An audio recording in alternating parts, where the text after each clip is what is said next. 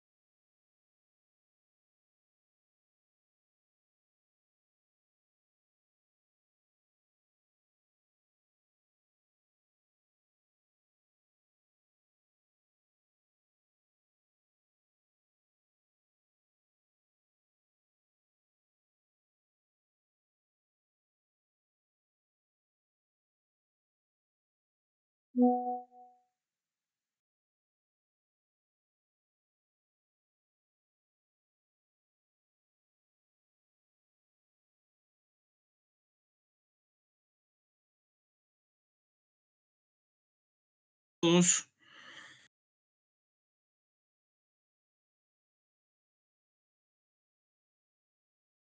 Buenas noches, ingeniero. Buenas noches. A ver, vamos a entrar, o estamos en este punto sobre lo que son evaluaciones superficiales en pavimentos. Hemos visto la anterior sesión de clases cómo se evaluaban los pavimentos en forma general y había una diferencia entre cómo se ejecuta pues el procedimiento para la evaluación de los pavimentos, ¿no? En esta oportunidad quiero hacer referencia a las fallas que existen en los pavimentos rígidos, o sea, estamos hablando de los pavimentos que son elaborados pues de concreto, ¿no? Que es una alternativa mucho más costosa, pero tiene pues sus ventajas. Tiene mayor periodo de vida útil por la característica que tiene el concreto, porque entendemos de que el concreto es un material convencional ya tratado, ya estudiado, ya conocido, pero de forma similar que el pavimento flexible, que es de asfalto, el concreto también requiere de su mantenimiento, puesto que el analizar, el estudiar el comportamiento mecánico del concreto, hasta el momento sigue siendo materia de investigación. ¿Por qué? Porque sigue existiendo el tema. No hay, pues, en otras palabras, un concreto perfecto, ¿no? O un concreto que no tienda con el tiempo a sufrir el efecto de fatiga. Entonces, los pavimentos rígidos son básicamente la conformación de una losa de concreto. El concreto con el ya clásico cemento Portland, que está apoyado sobre una base o sobre una subbase o directamente sobre la subrasante si es que el terreno tiene un CBR estabilizado. Es una alternativa, como les digo, tal vez mucho más durable, pero también tenemos que tener presente de que incluye pues un costo. Esto generalmente, este tipo de estructuras o de infraestructura no se hace pues en carreteras. Nunca hemos visto en una carretera que se haya hecho netamente de pavimento rígido, ¿no? ¿Por qué? Porque la longitud de una carretera pues es extensa, es muy extensa, ¿no? Es grande, por decir larga. Entonces, eso hace pues mucho la diferencia en cierto modo de, de poder desarrollar tal vez como alternativa para la pavimentación, y esto pues es una limitante, no es como el asfalto, que obviamente es mucho más económico, es más rápido de colocar tal vez por su mismo, vamos a decir, procedimiento constructivo. El pavimento rígido, generalmente, su mayor, por decirlo así, defecto, y es que está sometido a cargas de tensión, que son los impactos que generan los neumáticos de los vehículos en diferentes puntos. ¿Y que tienden a qué cosa? A fuerzas de flexión para transmitir la carga de la llanta de un vehículo a un área más amplia en la capa inferior, ¿no? O- Aquí nosotros podemos observar una losa de concreto sometido a una carga. Ahora, los pavimentos rígidos de concreto no son tramos continuos, son tramos en los cuales están hechos por bloques. Las técnicas hoy en día han crecido y son múltiples. Se hacen por paños, por decirlo así, por losas que no son cortas, en extremo son de 3 por 3 metros o distancias no muy extensas. Ahora, hay diversas técnicas para poder ejecutar, ¿no es cierto?, el hecho de colocar un pavimento bajo ciertas características. Entonces, al hacer eso, ¿a qué quiero ir? De que justamente la unión entre un bloque y otro bloque considera una junta. Entonces, esta es como una losa que cuando se ejerce una carga va a generar una flexión, ¿no? Una deflexión ahí que probablemente haga que esta tenga, esto es una figura algo exagerada, ¿no? No, pero más o menos es para dar la idea del ejemplo que quiere darse. Entonces, al producir esto, entiéndase de que el concreto pues no es plástico. El concreto tiene limitada elasticidad y si esto va a pasar en un extremo, lo más probable que vaya a suceder, ¿qué cosa es? Que esto empiece a rajarse. Se va a empezar a evidenciar fisuras, rajaduras, lo que va a hacer que el concreto empiece a deteriorarse. Entonces, ¿cuál es la mejor opción para eso? Tener una buena base estabilizada acá, ¿no? Una buena base estabilizada. Y si tenemos ese colchón de soporte bien estabilizado, el concreto, pues, con la misma característica que tiene, porque alcanzamos resistencias altas de 210, 360, va a ser muy buena. Pero si lo sometemos a una deflexión, eso pues no va a garantizar, por eso es muy importante la estructura del pavimento en una base inferior. Entonces, del análisis se hace usando la teoría de placas en vez de la teoría de capas usada por el pavimento flexible, ¿no? Es más o menos relacionado lo que se quiere tener ahí. La carga de la llanta se transmite por la capacidad de doblarse de la losa, ¿no? Por eso aquí vemos más o menos lo que se quiere darse. Entonces, fíjese, aquí podemos observar un pavimento rígido, la capa de rodadura de concreto de cemento Portland, ¿no? Ahí es normal o convencional, vamos a decir, o en su defecto, que puede existir de manera reforzada con acero, que hay algunos casos que te da pues el refuerzo del acero. La sección transversal más o menos tiene esta característica. Aquí ustedes ven la losa de concreto que puede ir desde 10 centímetros hasta los 18 centímetros de espesor. Eso va a depender mucho del diseño, considerando pues la determinación, primeramente, de un estudio de tráfico donde se determina el factor de eje equivalente para poder determinar un ESAL de diseño, ¿no? Con el cual me llevará posteriormente al método AISTO para hacer un diseño de pavimento. Y lo primero que se calcula, pues, es el espesor con el cual yo voy a trabajar, depende a esas consideraciones o a esas solicitaciones, por decirlo así. Luego vamos a tener una subbase estabilizada con cemento o asfalto, por decir, o no estabilizada, dependiendo a las consideraciones, y una subrasante compactada o natural. Pero todo esto está pues está condicionado a lo que mínimamente exige la norma. En este caso, ¿dónde encuentra eso? En las famosas ejes, ¿no? ¿Qué es el diseño de pavimentos? Ahí nos va a darnos todos los parámetros mínimos exigidos para que un pavimento tenga pues vamos a decir, lo mínimo exigido para la solicitación con la cual podamos nosotros tener un pavimento en condiciones muy óptimas. Los pavimentos se clasifican de diversos tipos, por decirlo así. Losas de concreto simple, que son pavimentos construidos con concreto simple y con juntas de contracción, espaciadas de manera continua, más o menos de 5 a 10 metros. Barras de refuerzo o mecanismos de agarre son usadas para transferir la carga de una capa a otra. ¿Qué quiere decir eso? Como estamos hablando, vamos a decir, de losas, ¿no es cierto? O de paños.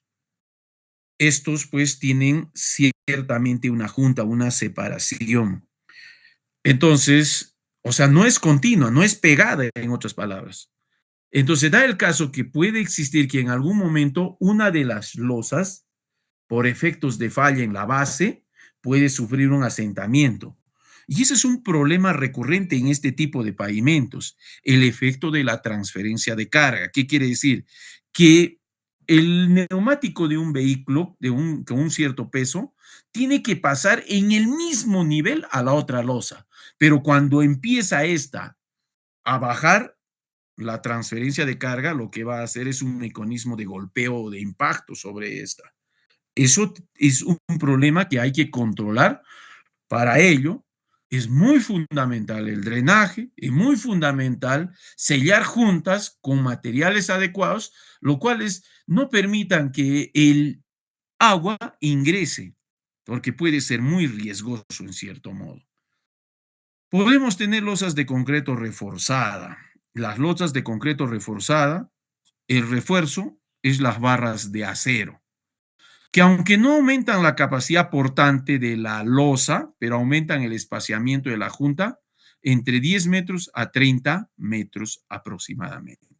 Pavimentos continuamente reforzados, o sea, ya se hacen, una cosa es hablar de refuerzos de transferencia de carga y otra es hablar del refuerzo permanente, que es un proceso mecanizado en la cual se eliminan las juntas de contracción.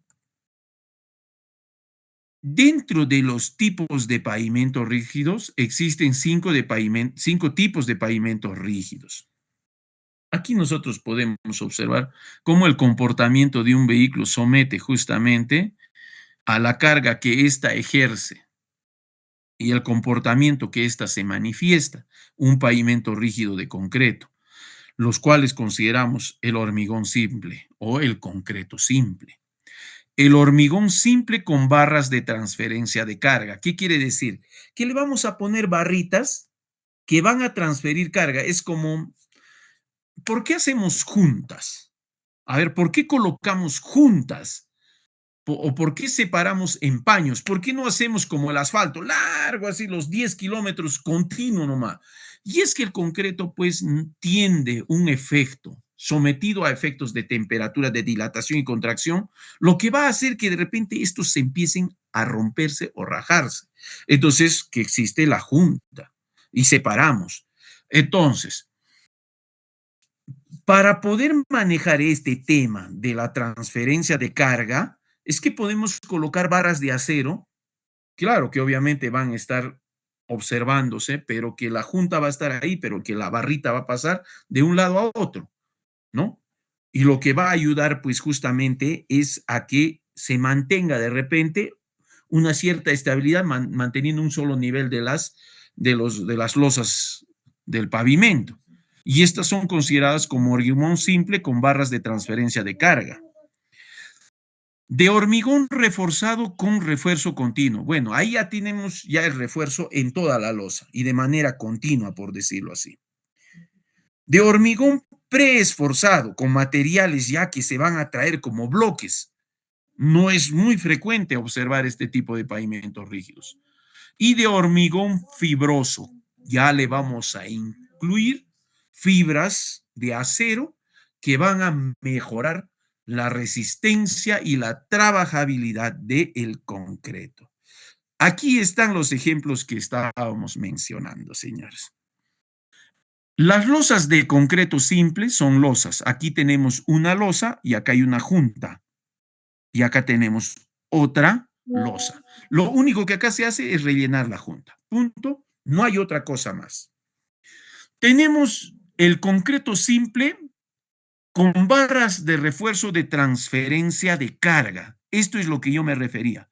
Le vamos a poner barritas acá. Va a ser lo mismo, pero en este caso va a ser barritas.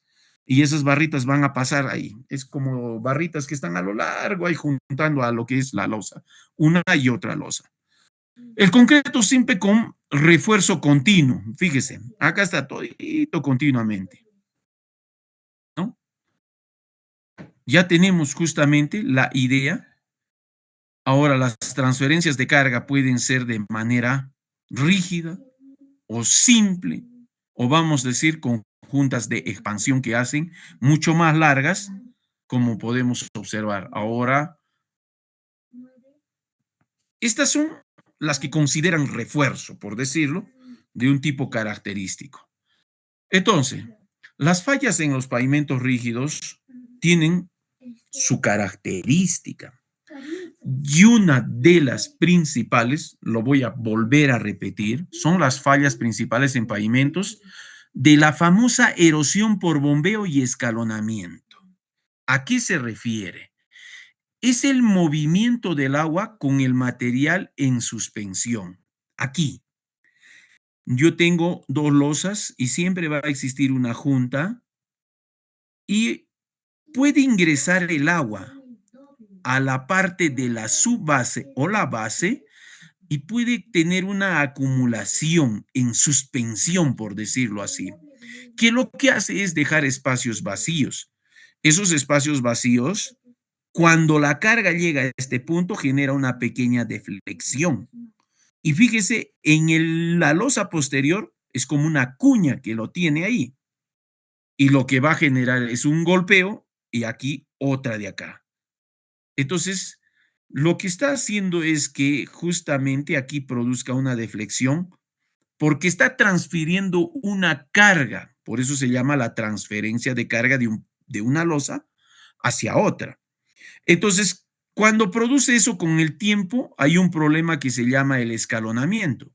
Es como una grada. Cuando le dice escalonamiento, son escalas, ¿no es cierto? Así. Aquí yo tengo y la llanta acá. Entonces, fíjese, acá no hay nivel entre una losa y otra. Y lo que va a producir que esta carga golpee y caiga en la losa posterior. Y eso pues genera pues daño en el pavimento. Entonces, las fallas principales en pavimentos rígidos se pueden producir en fisuras longitudinales y transversales. ¿Qué son? Fisuras con orientación longitudinal o transversal al eje del pavimento, ¿no es cierto? O fisuras por fatiga, que es el espesor de la calzada insuficiente o separación con juntas excesivas, por decirlo así. En el proceso constructivo, las fases para la elaboración de una base llevan por todo un proceso de tratamiento, desde la confección, el transporte y la colocación cuando ya se tiene hecho el diseño. ¿Qué es lo que determinamos? Una humedad óptima, la compactación, que es la máxima densidad seca que alcanza, y finalmente la terminación. Este es un proceso que debe llevarse en toda una secuencia de ejecución, porque eso es lo que están haciendo. Si esto está controlado bajo los parámetros que establece la CGS, entonces no tendríamos por qué tener ningún tipo de inconveniente. Para eso está el control técnico, para eso está el control de una serie de pruebas y ensayos que me garantizan que el pavimento esté pues con las especificaciones mínimas establecidas para garantizar que este pavimento cumpla pues su propósito. Entonces, el proceso constructivo, desde el movimiento de tierras, se pone la subbase del material, que es préstamo seleccionado y posteriormente compactado. Después, encima de la base, sobre él se vacía la losa por paños intercalados, poniendo dowels, ¿no? Los famosos dowels para las separaciones de las juntas, fierro entre las juntas o una mitad del espesor de la losa se vacía respetando las juntas. Es fundamental. Si no ponemos las juntas, la dilatación o la contracción de los refuerzos pueden producir daños mucho más severos, ¿no? Es por eso que es fundamental el hecho de colocación de las juntas en este caso. Después se hace el curado de la losa de concreto, obviamente, ¿no? Es un procedimiento normal. Se humedece de hacer, o sea, se empoza el agua encima de la losa un poco y una vez en eso se rocea con un curado químico, que es una capa que evita que salga las aguas del concreto, ¿no? Y es un tratamiento que se hace pues dentro de la tecnología del concreto, que es un procedimiento para mejorar su propiedad mecánica. En el análisis de las características únicas de los pavimentos como estructura, por decirlo así, tenemos diferentes configuraciones de cargas que generalmente son aplicadas a los pavimentos. Dependiendo de estas, podemos observar, ¿no es cierto?, cargas de manera uniaxial de una sola rueda, que es pues básicamente de los vehículos ligeros, ¿no? O ruedas uniaxiales, ¿no? Que son más o menos de dos, ¿no? Vamos a decir de doble, ¿no? O melliza, ¿no? Por decirlo así. O las biaxiales de doble ruedas con doble eje, ¿no? En este caso. Entonces, el pavimento va a sufrir diferentes magnitudes de carga. No lo sabemos. El tráfico totalmente es impredecible con diferentes tipos de suspensión. O sea, lo caracteriza, ¿no? Entonces, ¿qué produce el daño típico en los pavimentos rígidos? Los daños que se pueden observar son los agrietamientos que son longitudinales o transversales. El bombeo, ¿no es cierto? Que es básicamente un problema en el cual se tiene que tener presente. Es algo complicado manifestar un bombeo justamente en un procedimiento para un pavimento rígido.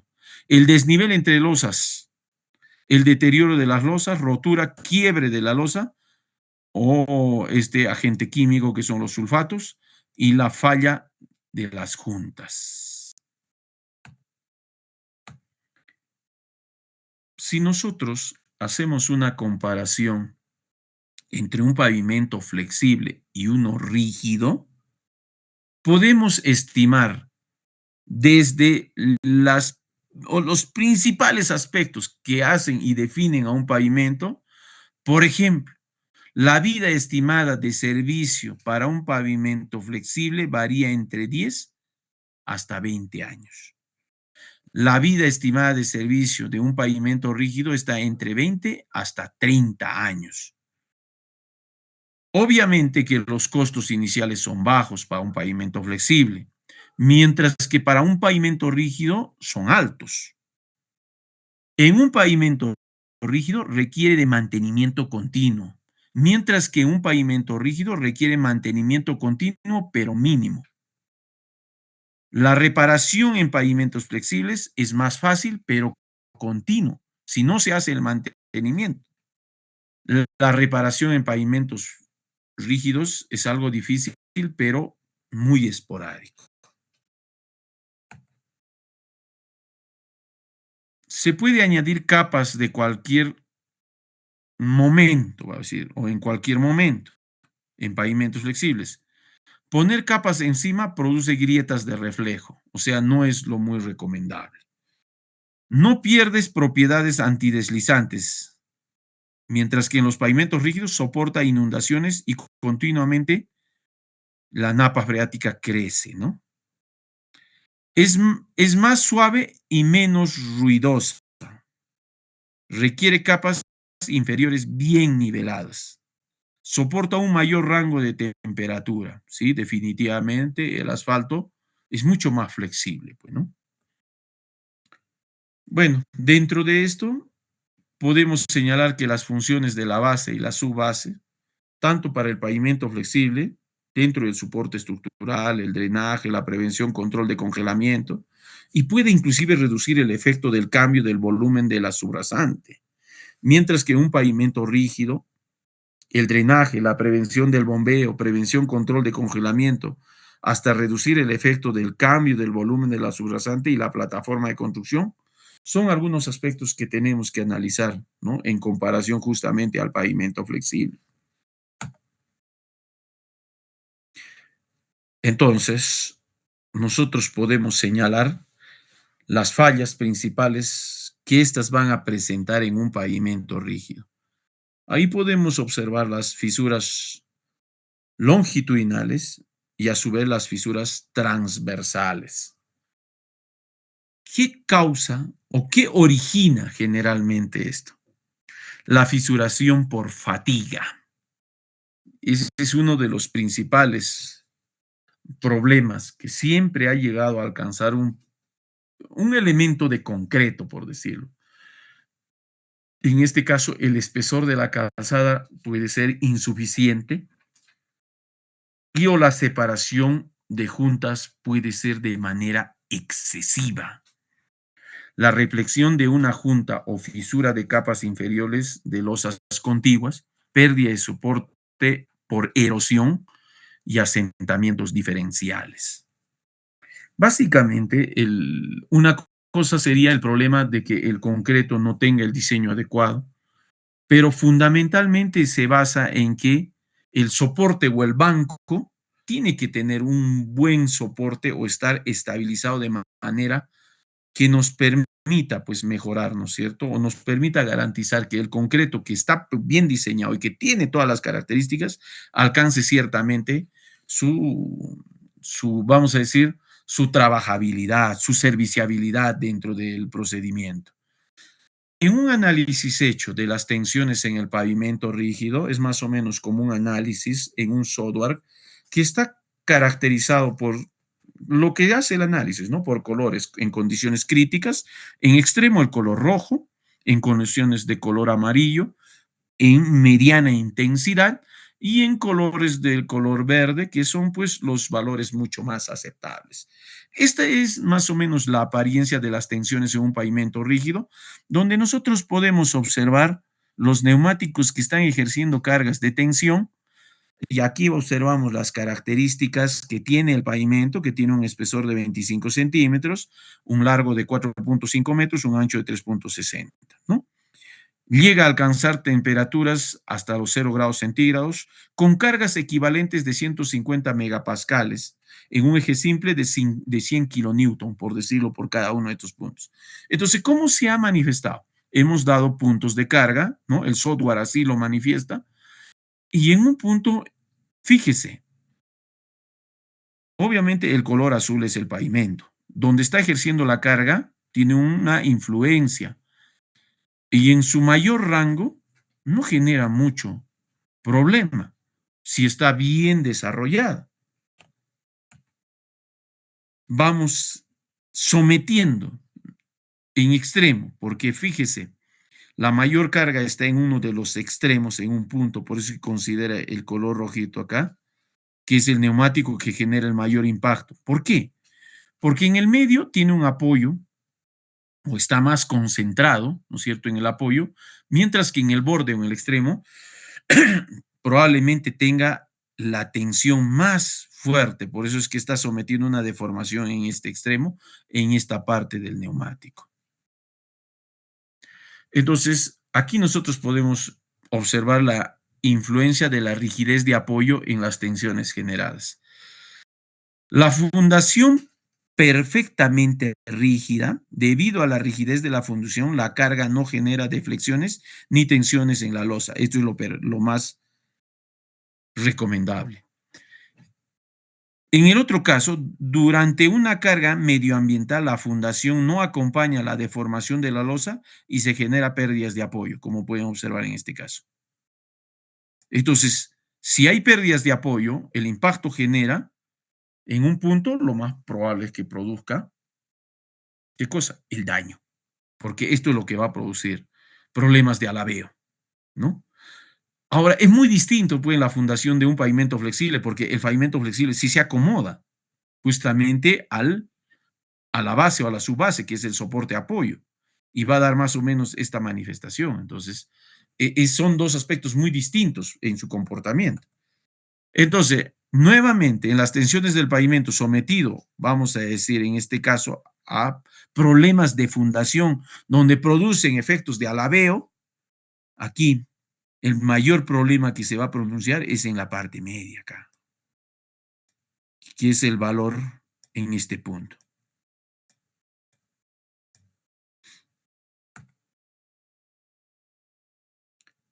El otro problema es la erosión por bombeo o escalonamiento, que les decía, que es el movimiento del agua con el material en suspensión ubicado debajo de la losa o su eyección hacia la superficie como resultado de la presión generada por la acción de la carga, ¿no?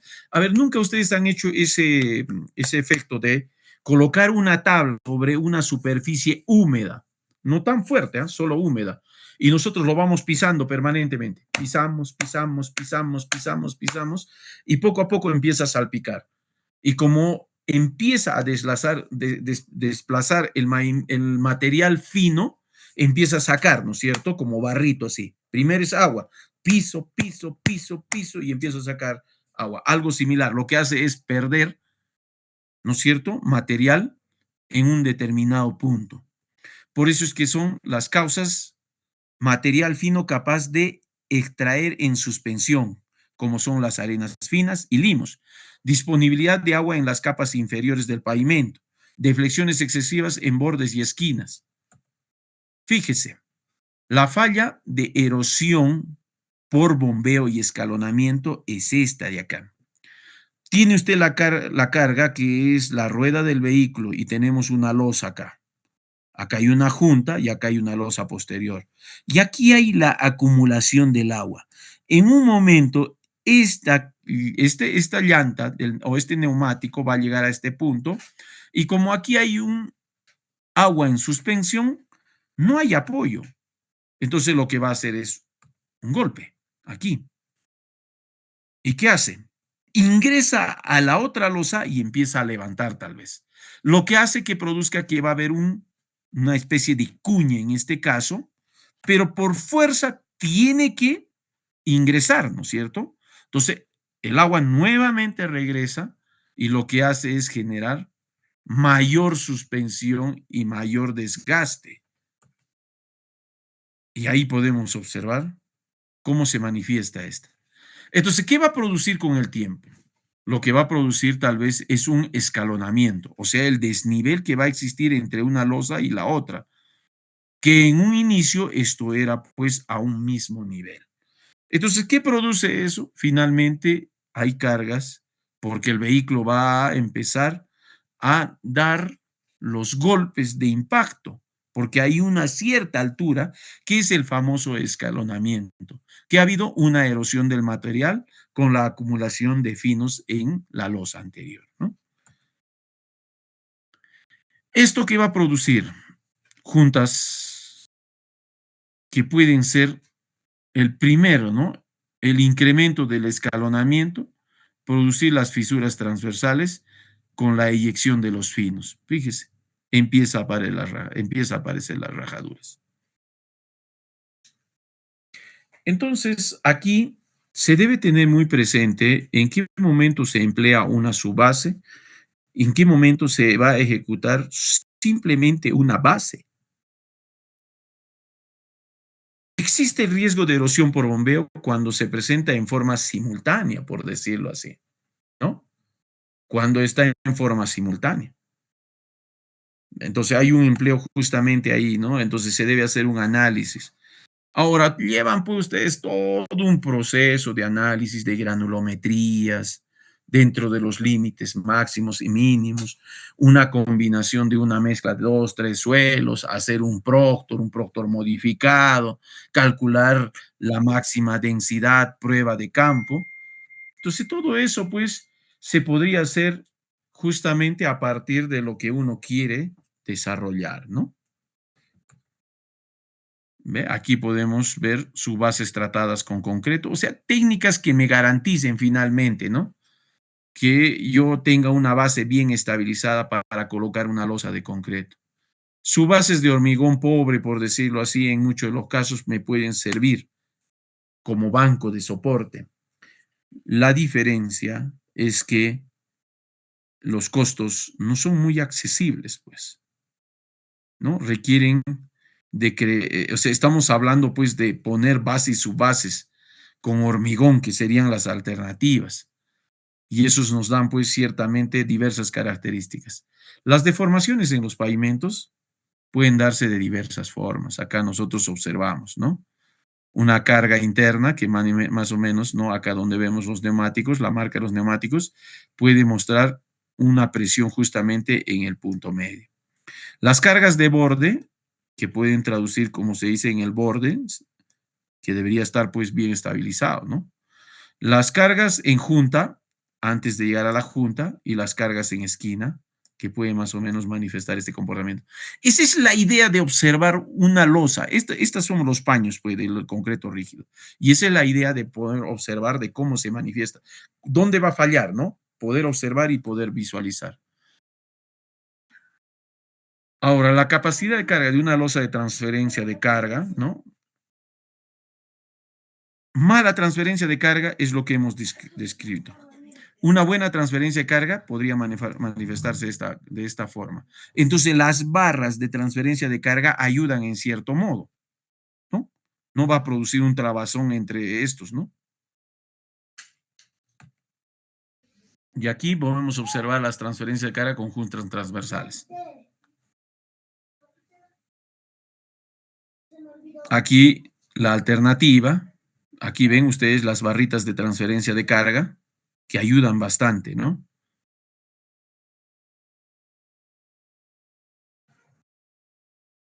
Aquí vemos más o menos los ejemplos. Ahora, cuando hay un sobreancho también no es muy recomendable, ¿no? Tendríamos que dividir en tres paños, por decirlo así, que sería una alternativa, porque lo que puede producir un sobreancho de calzada es justamente la inestabilidad en el ancho que va a tener y las tensiones van a llegar a considerar que en el borde pueda ser la parte mucho más vulnerable. ¿Ve? Influencia de la transferencia de carga. ¿Ve? Siempre fíjese a partir de la señal del neumático. Ve acá, ocasión, aquí también otra, ¿no? Ve, ahí podemos observar en esquina. Obviamente que esto es en extremo, ¿no? Por decirlo así. Pero eso es más o menos la manifestación que esta se da. Que es algo que se presenta de manera habitual en muchos de los casos, ¿ya? Entonces, esto revísenlo, analícenlo, es más o menos del por qué, ¿no? Esto es algo práctico por entenderlo justamente para que ustedes puedan analizarlo, señores, ¿ya?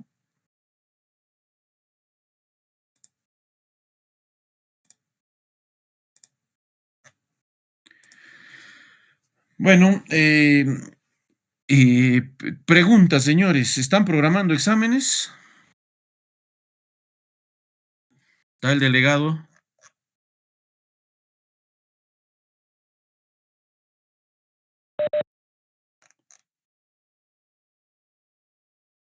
Ya, no quiero cargarles, tal vez vamos a avanzar la próxima sesión de clases, de ahí vamos a programar nuestra primera evaluación. Vayan, les voy a dejar un pequeño trabajito de manera monográfica. Vayan ustedes para la próxima de clases. No quiero yo imponer los grupos. Vamos a ver por afinidad más o menos entre 7 a 8 integrantes para que puedan desarrollar un trabajo monográfico. ¿Ya? Listo, señores. Vamos a quedar ahí.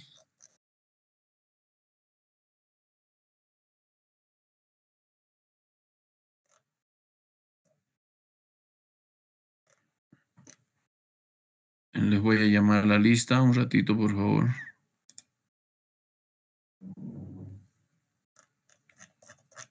A ver, atentos a la lista. Acarapi Machaca. Acarapi Yankee. Achata Muchica. Presente, ingeniero. Achata Muchica. Aguilar Tito.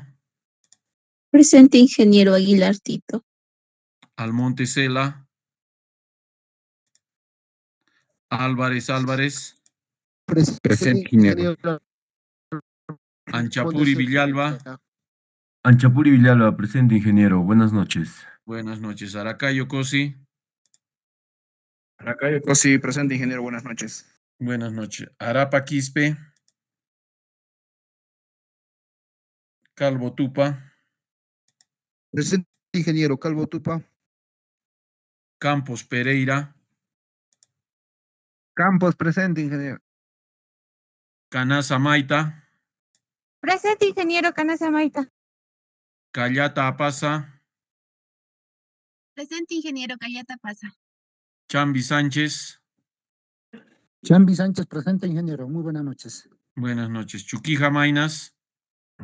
Presente, ingeniero. Chuquija Mainas. Condori Canasa. Condori Canasa, presente, ingeniero. Condori Huanca. Condori Huanca, presente, ingeniero. Buenas noches.